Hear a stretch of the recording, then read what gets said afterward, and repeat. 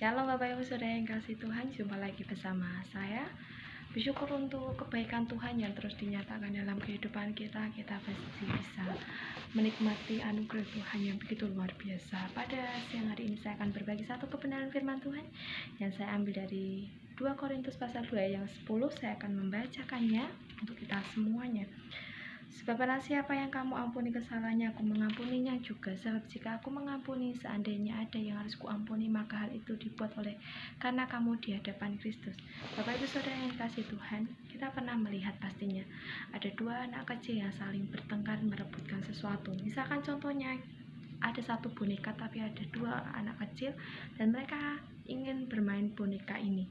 Apa yang akan terjadi? Maka mereka akan saling merebut boneka ini satu dengan yang lainnya. Mereka akan berjuang, mereka akan terus menarik ke kanan ke kiri sampai mereka mendapatkan boneka ini.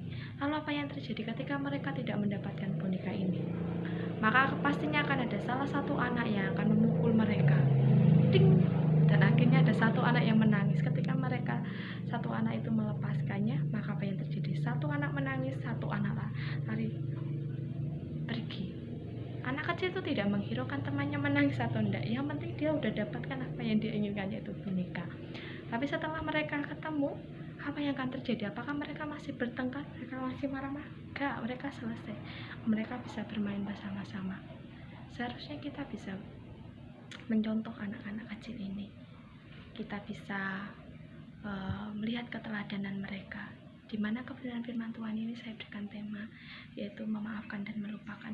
Kadang kita sebagai orang dewasa terlalu angkuh, terlalu egois, dan kita tidak bisa belajar dari anak kecil ini. Terkadang kita lebih mementingkan diri kita sendiri, mementingkan keegoisan kita sendiri. Ketika ada orang yang bersalah kepada kita, satu kesalahan aja kita telah bisa melupakan 1000 kebaikan yang telah dia buat, tanpa kita menyadari bahwa setiap orang pernah melakukan kesalahan. Setiap orang pasti punya kesalahan. Kita tidak pernah lihat itu. Yang kita selalu lihat adalah keburukan dan keburukan.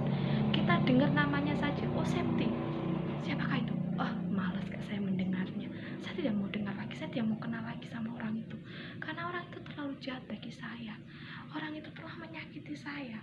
Dia hanya melihat keburukannya, dia hanya melihat kejelekannya tanpa melihat kebaikan yang pernah dia lakukan. Akhirnya satu kesalahan bisa membuat kita yang dulunya baik-baik saja, kita bisa bersatu.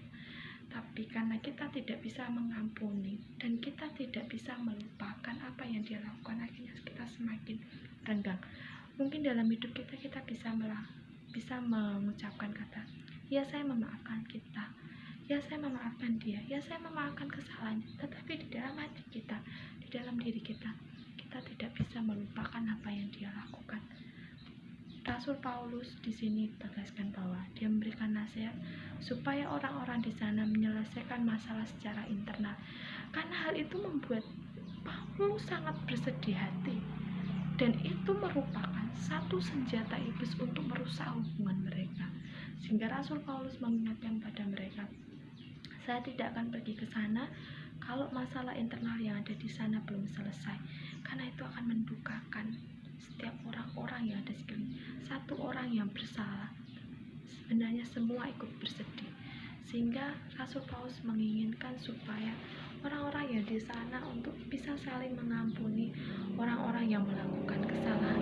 Kalau mereka terus melihat kesalahan mereka, mereka tidak bisa mengampuni. Apa yang akan terjadi dengan orang ini? Orang ini tidak akan pernah bisa bangkit. Orang ini tidak akan pernah bisa melihat hal-hal yang baik. Dia hanya bisa melihat bahwa dirinya salah dan salah, tidak berguna.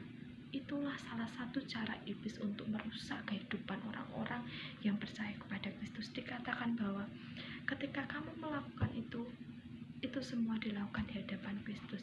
Rasul Paulus menginginkan supaya jemaat yang ada di sana bisa mengaplikasikan kasih pengampunan yang daripada Kristus. Satu-satunya cara untuk mengobati luka hati kita yang paling dalam ketika kita disakiti oleh seseorang adalah melepaskan pengampunan. Melepaskan pengampunan jauh lebih penting